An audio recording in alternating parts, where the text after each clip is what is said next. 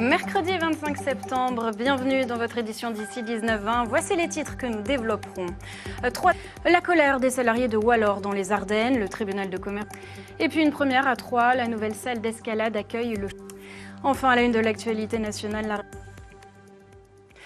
Plus que quelques heures donc avant de connaître le verdict du procès de Vincent Philippon. Ce Rémois de 35 ans est accusé du meurtre de sa compagne en mai 2021. 3 jours d'audience pendant lesquels sa personnalité a notamment été passée au crible.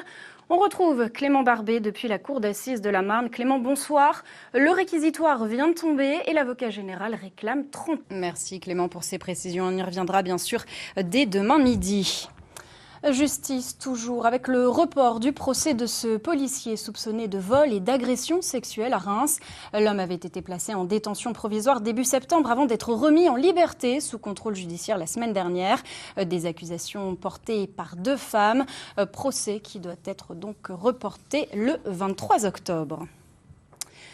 Quel avenir pour les salariés du groupe Wallor dans les Ardennes? 2 sites, l'un à Bonnier-sur-Meuse qui vient d'être placé sous procédure de sauvegarde, l'autre à Vouziers mis sous redressement judiciaire par le tribunal de commerce de Sedan. Entre mouvements de grève et réunions de crise, salariés et élus se mobilisent pour sauver ce fleuron de l'industrie automobile. Réaction recueillie par Sébastien Valente et Daniel Samulzik. Les Ardennes qui sont sous l'eau, vigilance jaune, pluie. Et peut-être d'ailleurs que parmi vos résolutions de rentrée, vous avez décidé de troquer la voiture contre le vélo. Si c'est le cas, le Grand Est va vous faciliter la vie. Un service de location doit être mis en place dans 52 gares de la région. On va voir cela en détail avec vous. Céline Lang, bonsoir. Bonsoir. Alors quel est le principe de ce dispositif? Eh bien, son lieu de travail. Alors quelles gares sont concernées, Céline? Donc vous le disiez, dans le Grand 5. Merci Céline Lang pour ces précisions. Dans l'actualité également, cette journée d'hommage national aux harkis, ces soldats qui ont... En bref, toujours, le chiffre d'ici 19-20, 41 648 €. C'est la somme que le parc Nigloland et la maison des commissaires prisent. Quand des aides à domicile réclament de l'aide, cela se passe en Haute-Marne. En juin dernier, l'ADAPA, l'association départementale qui gère les auxiliaires de vie, alors en redressement judiciaire, a été reprise par une autre structure, l'ADMR. Mais salariés et bénéficiaires accusent une transition compliquée, signe de ce malaise, une quarantaine de démissions. Reportage de Geoffrey Tridon et Marie Galland-Fontan. Toujours plus haut et toujours plus beau aussi, le spectacle que nous offrent les espoirs européens de l'escalade à Troyes. La CIM, le nouveau complexe inauguré avant les JO, accueille les championnats d'Europe jeunes. Encore un beau coup de projecteur pour le club local. Reportage de Tiffaine Leroux et Olivier Mayer. En football, nouvelle défaite pour l'Estac. Les Troyens... Souvenez-vous, dans votre feuilleton, la semaine dernière, on vous a fait découvrir ou redécouvrir ces monuments de la région restaurés grâce au loto du patrimoine. Et bien ce soir, on s'intéresse à l'un des lauréats de cette année, le pigeonnier du château de Faux dans l'Aube. Là, les travaux devraient donc bientôt commencer. Tiffaine Leroux avec Pauline Lermite. Comment vivre avec un handicap invisible? 3e épisode de notre série de la semaine. 4 champardonnais porteurs de handicap nous ouvrent leurs portes. Ce soir, Maïté, une auboise qui souffre d'une double pathologie, mais cela ne se voit pas.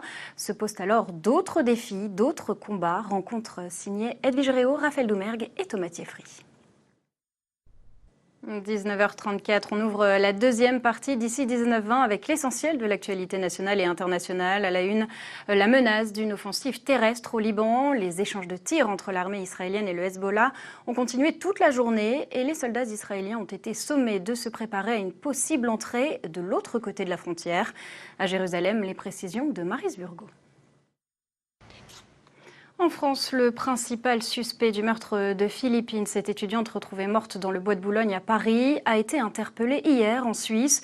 Une information judiciaire a été ouverte pour homicide et viol. L'homme, un Marocain déjà connu de la justice, était sous OQTF, obligation de quitter le territoire français. Les explications d'Éléana Bonas.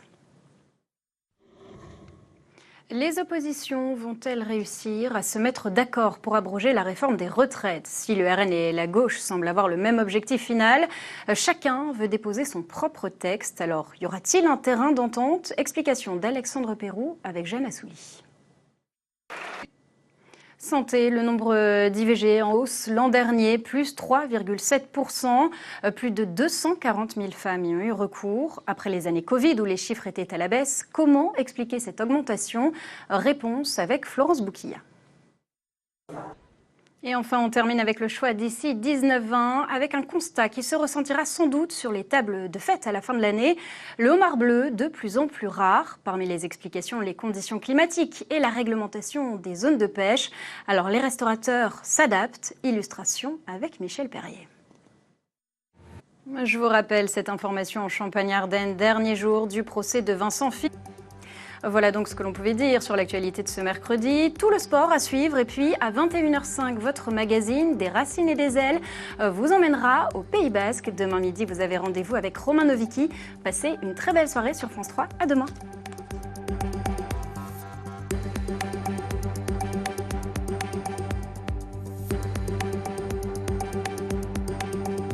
Retrouvez toute l'actualité de votre région sur grandest.france3.fr et sur l'application ici par France Bleu.